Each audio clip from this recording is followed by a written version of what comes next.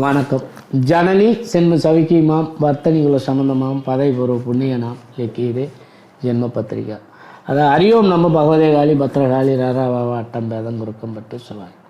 குருவாய் வருவாய் அருள்வாய் குகனவர். காலப்புருஷ சக்கரத்துக்கு 10வது ராசி மகரம், சனியுடைய வீடு. 10-11 நீதிமான் தர்மவான் அப்படிங்கிற ஒரு விஷயம்.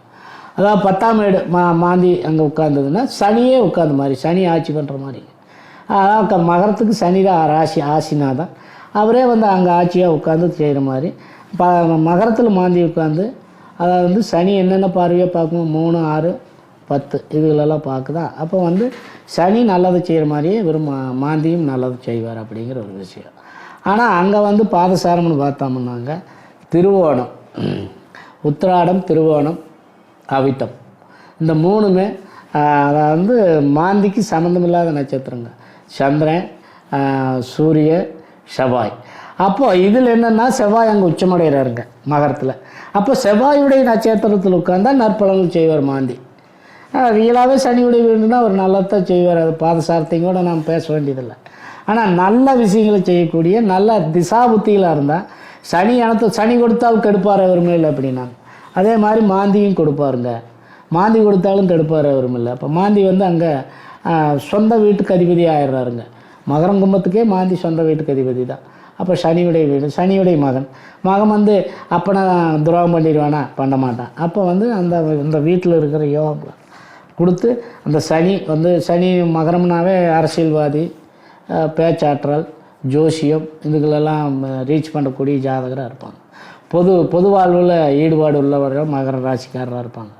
அந்த பேசிக் பார்க்கும்போது என்னென்னா மகர ராசி பொறுத்த வரைக்கும் ஏதோ ஒரு பொது வாழ்க்கையில் ஈடுபடுறது, அரசியல் சம்மந்தமாக தொழில், எந்த தொழில் செஞ்சாலும் சிறப்படைவார். ஆடை ஆபரணம், அழகு சார்ந்த துறைகள், இது மாதிரி ஜோசியம், எந்த தொழில் செஞ்சாலும் அவர் சிறப்படையக்கூடிய தொழில்காரராக வர்றாரு.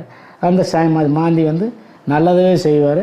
மீண்டும் நாம் அந்த மாந்தி கோயில் போகிறது, திருவேலங்காடு போகிறது, அதாவது என்னென்னா வெள்ளலூர் யமதர்மராஜன் கோயில் போகிறது, ஈரோடு துறையூர் மாந்தீஸ்வரர் கோயில் போகிறது எல்லாமே யோகமாக மாறிக்குமே தவிர பாதகமாகாது. அதாவது சனியினுடைய வீடு, சனி அங்கே போய் மாந்தி உட்கார்ந்தா 10ஆம் இடம், காலப்புருஷ சக்கரத்துக்கு 10ஆம் இடம். அப்போது உலகத்துக்கு இந்த தொழில் அபிவிருத்தி ஆகுமா. மாந்தி மகரத்தில் உட்காரும்போது அந்த வருஷம் பிறந்ததுன்னு வச்சுங்க, தமிழ் வருஷம் பிறக்குதுன்னு வச்சுங்க, அப்போ டோட்டலாகவே தொழில் அபிவிருத்தி ஆக முடியாது. இப்போ தொழில் பலமாக இருக்குது, எல்லாமே சிறப்படையும்.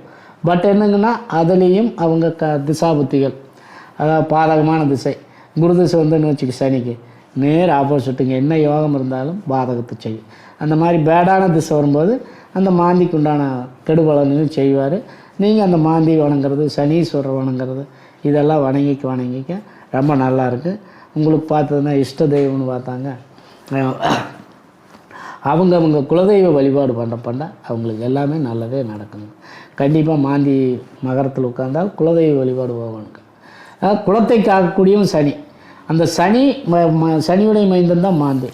அவர் மகரத்தில் உட்காரனால கண்டிப்பாக குலதெய்வ வழிபாடு. அவங்க இஷ்ட தெய்வம், அதாவது மகரத்துக்கு 5ஆம் இடம் சுக்கிரன். பெண் தெய்வங்கள் அமாவாசை காலகட்டங்களில் பெண் தெய்வங்களை வழிபாடு பண்ணுறது மகரத்துக்கு ரொம்ப நல்லது செய்யும். மாந்திக்கும் நல்லதே செய்யும், நல்லதே நடக்கும். அதை ஜோசியை கான்டாக்ட் பண்ணுங்கள். செல் நம்பர் கொடுத்துருக்க, சப்ஸ்கிரைப் பண்ணுங்கள். ஜோசியத்தை கான்டாக்ட் பண்ணி ஜோசியர் மூலமாக அதுக்குண்டான விடையை தெரிஞ்சு நல்ல வழியில் பாருங்கள், நல்லதே நடக்கும். நன்றி, வணக்கம்.